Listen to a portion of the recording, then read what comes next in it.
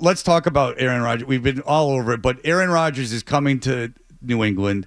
He's an AFC team team that squeaked into the playoffs, an AFC team that hasn't won a playoff game in forever. All right. I watched every pass he threw last year, every snap he took. And you think he's done? He can't move. And so what's the state of the Pittsburgh offensive line? I think that's an underrated piece of this, and that I think their line has a chance to be really good because they've drafted well at those positions the last few years. That will certainly help. And they have, so Broderick Jones will be their left tackle, who was a first-round pick. Troy Fautanu will be their right tackle. But Broderick Jones, he's good now because he was disappointing for a while. He played right tackle. They're flipping him over to left tackle. They lost Dan Moore to Tennessee.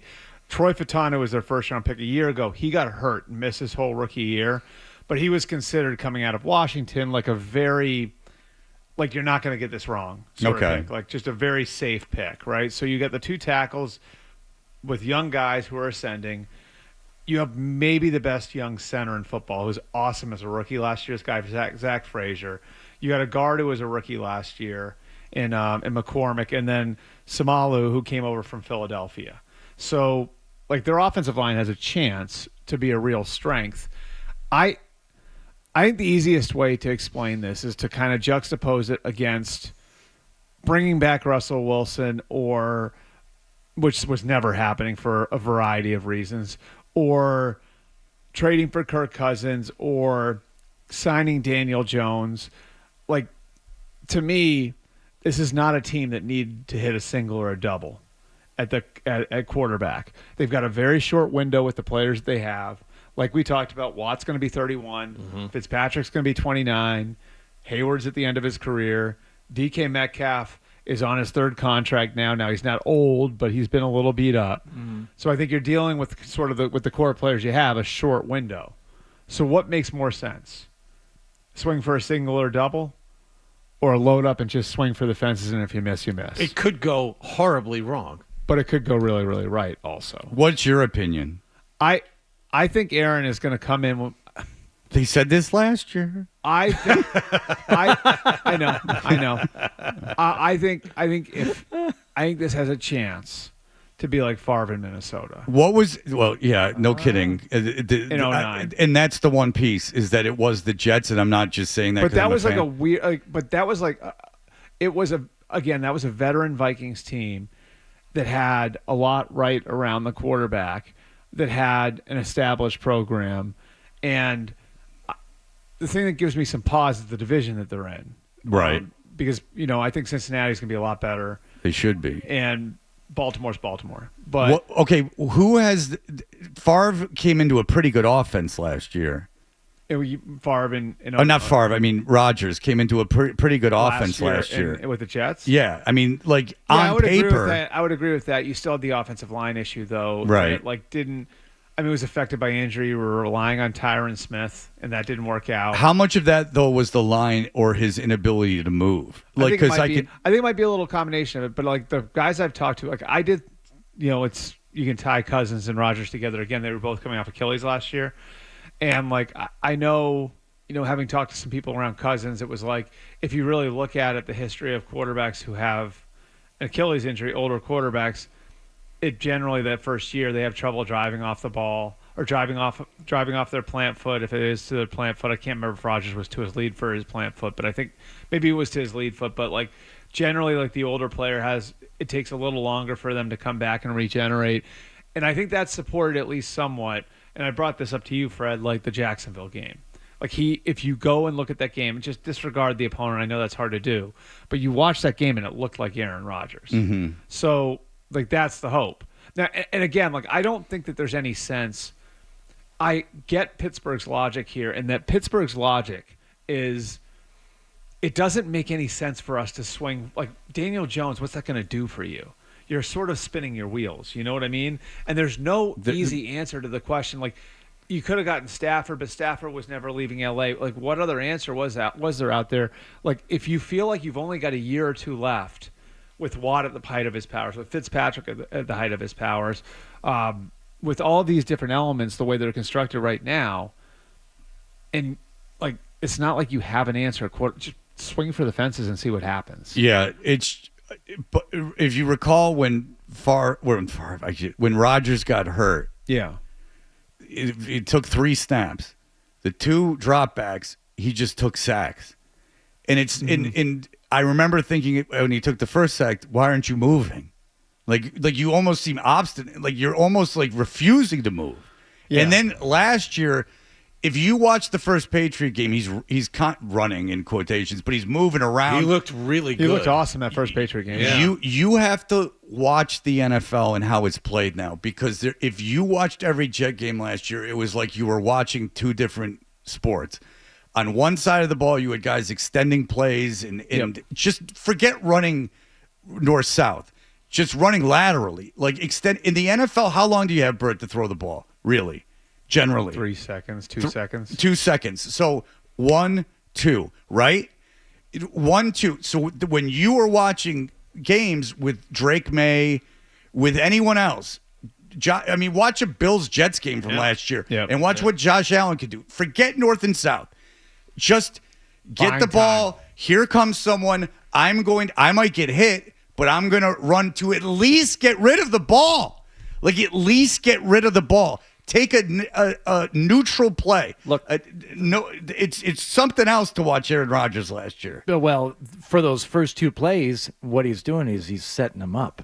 He's letting them get to him on those first couple of plays, and when they come the third time, he was getting ready to strike, but instead it ended his season. Yeah, but, right. And what about the not running the offense part? Like, what about going in there and standing with his brilliance?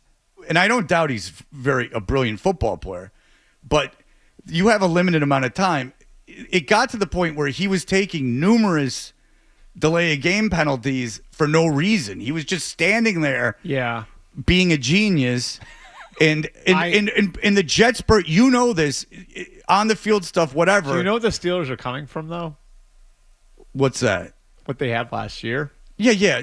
Well, Russell Wilson threw the teardrop, which was nice. He did throw a great deep ball. Okay, and I know Russell Wilson didn't run plays that they wanted to run, and that was a problem. Russell Wilson's not good.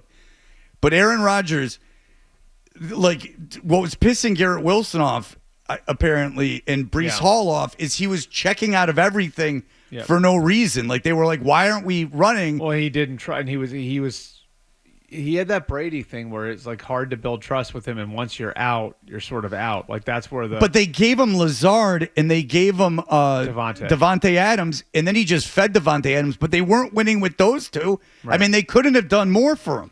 They did everything he wanted. They brought in his offensive coordinator. They did everything. It's what you're talking about, which can happen with older quarterbacks. Is this overvaluing. I know what that guy's going to do. I know where that guy's going to be, so I'm going to throw to that guy. Versus working with the younger guy. But at least Brady would accept someone else. I mean, look, Garrett Wilson might be one of the top 5 receivers in the NFL. Yeah. I mean, you're ignoring this guy? Breece Hall's not a bad running back. Worst case scenario, he's a good player. He's a top 10, top 15 running back. So let's just say he's a good NFL running back. Maybe not the best, but good. You're not giving him the ball? Like, he wouldn't give him the ball. Like, he would check out of running plays when, and so that's I guess the Jets would be like, why are you even doing that? There's nothing defensively that tells you should be doing it. You're just kind of doing it on a whim. And that's something you're going to have to work with the offensive coordinator, who I think, like, Arthur Smith is a pretty smart guy and has built offenses for different types of quarterbacks and resurrected Ryan Tannehill's career, and that concerns me, though. Made chicken salad, so to he speak, concerns with me, Russell though, Wilson, because he's good.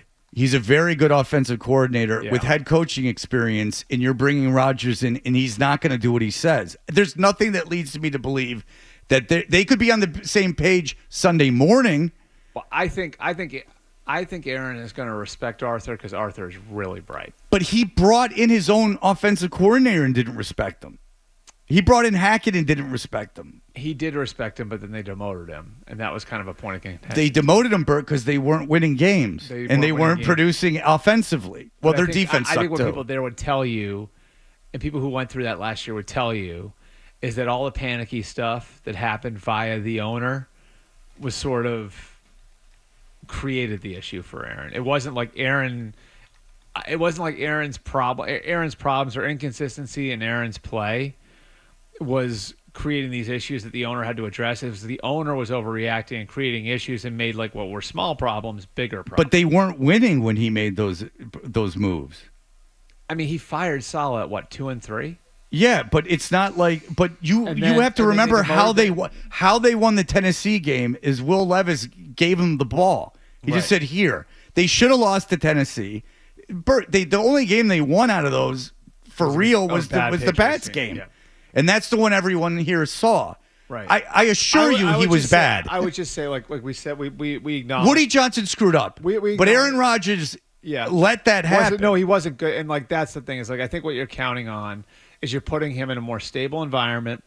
And there's no question about the chain of command in Pittsburgh. There will never be. Mike Tomlin's not getting fired after a month if this doesn't like look good after a month, right? Right. So you're giving stability. You're giving him stability that he did not have in New York, and you are getting him now a year or 2 years separated from the Achilles injury, which.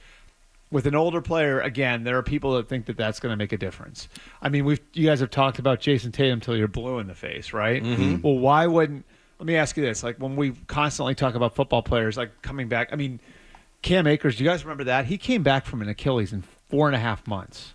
Right. You realize that? It's 82 games of back and forth and consistently and cutting on it. I get it. But like, more running. if you, I think I heard you on the radio earlier this week, Fred, say if you were the owner of the team, you would tell them, do not put him back out there. I don't doubt that Aaron Rodgers was hindered by his Achilles, but I just gave you examples of his problems being far more than his lack of mobility. And there's no way, Bert, that he's going to come in and be mobile. And by the way, when he gets hit, he gets hurt. And now, to his credit, he plays through those injuries. Which is how it happens with older players, which they can't move, they can't protect themselves, then they start getting hurt. I can assure you this. He's not going to come out and play 17 games fleet of foot. Okay. He's going to get hit a ton. There's no way he won't. I'll acknowledge to you, one, that he's not what he was 5 or 6 years ago. I'll acknowledge to you, two, that if things go poorly, if they start 1-4, that you could have bigger problems. Certainly could exist. He's got a voice. He's got a platform. Like he's got platforms that he can like make things a mess for you if he wants to, right? I would acknowledge that like it's been a few years since he looked like MVP Aaron Rodgers.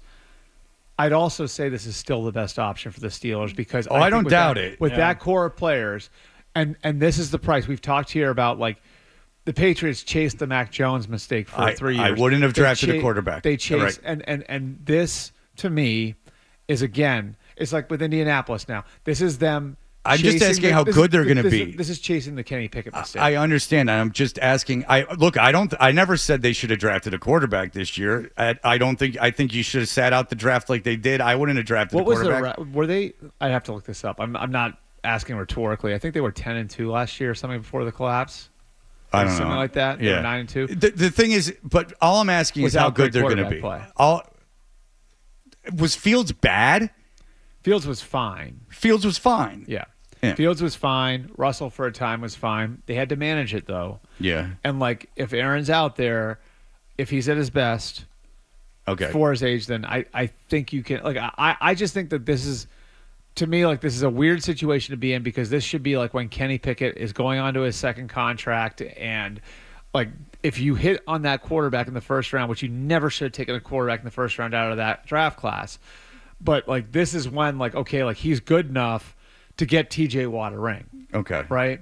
10-3. Right, they were 10-3. So we're not going to get TJ Watt a ring. All right, look, it should be interesting. Aaron Rodgers in the NFL makes things much more interesting. All right, Bert. If you like that clip, and how could you not? Check out more videos from Toucher and Hardy here. Point slightly up and to the left. For more Patriots analysis and opinion, hit this playlist. Point slightly down and to the left. And for the latest from the Sports Hub, download at 985thesportshub.com.